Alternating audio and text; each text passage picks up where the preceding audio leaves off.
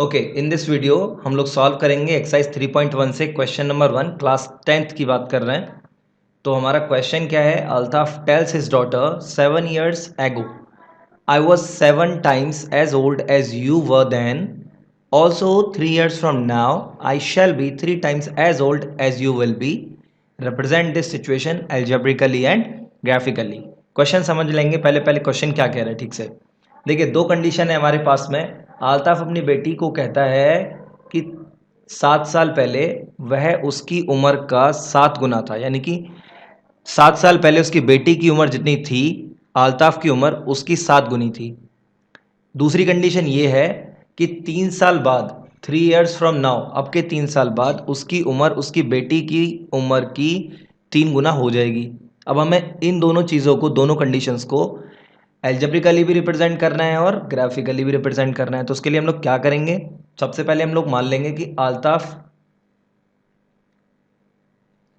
And daughter, इनकी present as, इनकी as 7 साल पहले 7 years एगो एंड 3 years लेटर। ठीक है, तो मान लीजिए कि अल्ताफ की प्रेजेंट एज है x और डॉटर की प्रेजेंट एज है y। 7 साल पहले अल्ताफ की एज रही होगी x-7, तो डॉटर की एज रही होगी y-7। वहीं 3 साल बाद अल्ताफ की एज हो जाएगी x+3 एंड डॉटर की एज हो जाएगी y+3। अब पहली कंडीशन से निकलेंगे। फर्स्ट कंडीशन क्या थी हमारे पास में? फर्स्ट कंडीशन थी कि अल्ताफ की एज 7 साल पहले अपनी बेटी की एज का 7 टाइम्स थी।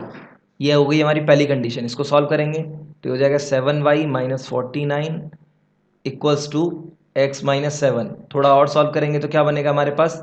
सारे टर्म्स एक साइड कर लेंगे तो ये हो जाएगा x-7 -7y plus 49 equals to 0। और इसको फर्दर सॉल्व करेंगे तो क्या बनेगा? x-7y plus 42 equals to 0। ये बन गई आपकी फर्स्ट कंडीशन।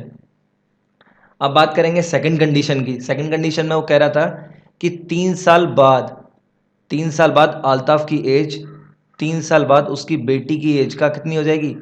3 गुना हो जाएगी। दैट मीन्स कि x+3 equals to y+3 and इसको मल्टीप्लाई कर देंगे 3 से, यानी कि अल्ताफ की एज डॉटर की एज का 3 गुना हो जाएगी।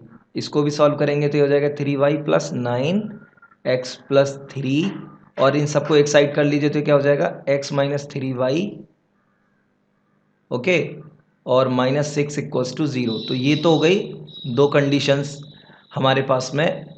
अब ये हमारे पास में जो फॉर्म आया है इस फॉर्म को बोलते हैं एल्जेब्रिक फॉर्म। अब इसका ग्राफिकल फॉर्म कैसे रिप्रेजेंट करेंगे तो उसके लिए चाहिए हमें ग्राफ पेपर, तो ले लेते हैं। देखिए, ग्राफिकल रिप्रेजेंट करने के लिए हमने पहली वाली लाइन को, यानी इस लाइन की, इक्वेशन 1 की बात कर रहा हूँ, इसके लिए हमने दो कोऑर्डिनेट्स रखे। अब अगर इसमें मैं x की वैल्यू चाहता हूँ तो कैसे निकालूंगा? इसके लिए मैं इन दोनों टर्म्स को 0 के इधर ले जाता हूँ तो हो जाता है 7y-42। अब यहाँ पे मैंने y=0 रखा है, मतलब सॉरी 6 रखा है। तो मैं जब y=6 रखूँगा तो x की वैल्यू क्या मिलेगी मुझे? 0। इसी तरह से जब मैं y की वैल्यू 7 रखूँगा तो मेरी x की वैल्यू भी क्या आएगी? 7 आएगी। हम लोग वेरीफाई कर सकते हैं। तो x की वैल्यू के लिए यानी x0 y6 एक पॉइंट हमें मिल जाएगा y एक्सिस पे। सिमिलरली x=7 y=7, यानी कि ये यहाँ से एक पॉइंट बन जाएगा x=7 और ठीक इसके नीचे वो पॉइंट जहाँ पे x=7 होगा। तो ये हमारे पास में एक पॉइंट मिल गया। इन दोनों पॉइंट्स को मिला देंगे तो हमारे पास में एक लाइन का इक्वेशन आ जाएगा x-7y + 42 = 0 के लिए। अब हम इसी तरह से सेकेंड वाली लाइन को भी सॉल्व करेंगे। अगर मैं x-3y-6 में x बराबर 6 रखूं, या तो मैं y की वैल्यू निकालूं या तो x की वैल्यू निकालूं, बातें की है, तो मैं y से x की वैल्यू निकाल देता हूं। तो ये क्या हो जाएगा? x = 3y-6, ये हो जाएगा प्लस इधर आके। तो अगर मैं y = -2 रखूं, कितना रखूं? -2, तो x की वैल्यू क्या मिलेगी मुझे? 0 मिल जाएगी। ठीक है ना? देखो यहाँ पे x की वैल्यू 0 है y एक्सिस पे और y की वैल्यू -2 है नीचे की साइड। सिमिलरली अगर मैं y = 0 रखूँगा तो x मुझे मिलेगा 6 और वो पॉइंट होगा x एक्सिस पे। इसको मिला देंगे तो हमें मिल जाएगा x minus 3y minus 6 equals to 0 के लिए इक्वेशन। तो ये हो गया इसका ग्राफिकल रिप्रेजेंटेशन, और ये जो हमने यहाँ पे किया ये हो गया इसका एल्जेब्रिक रिप्रेजेंटेशन।